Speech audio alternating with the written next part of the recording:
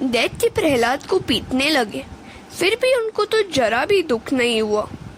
प्रहलाद की भक्ति दिव्य थी, वे निर्भय थे। उन्हें मारने हेतु कई उपाय किए गए, फिर भी वे तो मरे ही नहीं।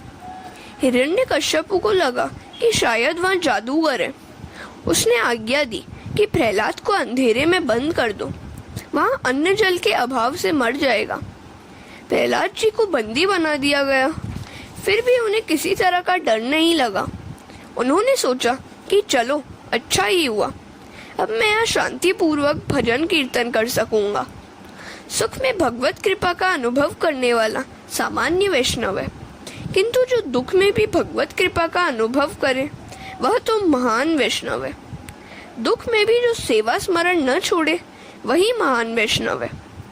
देवकी वसुदेव को कितना कष्ट सहना पड़ा, फिर भी उन्होंने धैर्य नहीं छोड़ा। हम तो छोटे से दुख से भी घबराहट महसूस करने लगते हैं और सोचते हैं कि मैंने इतना तो सेवा स्मरण किया, फिर भी भगवान ने कष्ट ही दिया। अतिशय दुखदायी अवस्था में भी प्रहलाद यही सोचते हैं कि मेरे भगवान तो मेरे संग ही हैं, फिर डरना कैसा। भयाक्रांत से ईश्वर दूर रहते हैं। गीता जी में कहा है कि मैं तेरे निकट हूँ, मैं तुझे देखता हूँ, फिर भी तू मुझे देख नहीं पाता। अंधेरे में भी प्रहलाद भयभीत नहीं हुए, वे कृष्ण का कीर्तन करने लगे। उन्हें आज अपनी देह का भान भी नहीं था। भगवत प्रेम में जिसे देहभान नहीं रहता, उसे संसार के कोई भी विकार प्रभावित नहीं कर सकते।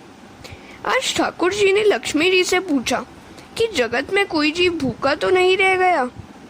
लक्ष्मी जी ने कहा कि आपका भक्त प्रहलाद कैद में भूखा पड़ा हुआ है। तो भगवान ने कहा, देवी उसके लिए शीघ्र ही प्रसाद भेजो। लक्ष्मी ने प्रहलाद को अपना पुत्र मानकर अपना लिया। पार्षदों ने प्रहलाद से कहा कि तुम्हारे लिए लक्ष्मी जी ने यह प्रसाद भेजा है। प्रहलाद ने प्रणाम किया। उसने सोचा, प्रभु की मुझ पर कितनी कृपा है, उन्होंने मेरी कितनी चिंता है, जो इधर कारावास में भी मेरे लिए उन्होंने प्रसाद भेजा है। हिरण्यकश्यप के सेवकों को आश्चर्य हुआ। वे सोचने लगे कि हम यहाँ चौकसी कर रहे हैं, फिर भी प्रहलाद भोजन कैसे कर रहा है, यहाँ जादूगर तो नहीं है। उन्होंने जाकर हिरण्यकश्यप से बात कही। उसने कारावास में जाकर देखा तो प्रहलाद प्रसाद खा रहा था। उसने पुत्र से पूछा, प्रहलाद सच सच बतला कि यहाँ भोजन तुझे किसने दिया। प्रहलाद ने कहा, माता के गर्भ ने जिसने मेरा पोषण किया था, वही यहाँ पर भी मेरा पोषण कर रहा है। पिताजी, यह कारावास का कमरा फिर भी बड़ा है, जबकि गर्भावास तो बहुत कितना छोटा था।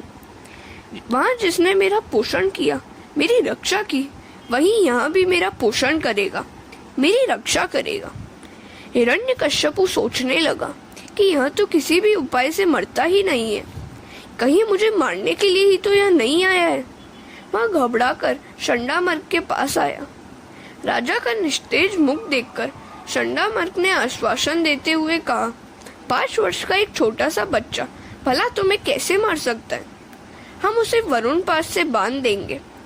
और वे वरुण पास से प्रहलाद को बांधकर घर वापस आ गए। प्रहलाद की दृष्टि तो ऐसी मंगलदायी हो गई थी कि उन्हें तो सभी जगह श्याम सुंदर के ही दर्शन होते थे। हरे कृष्ण।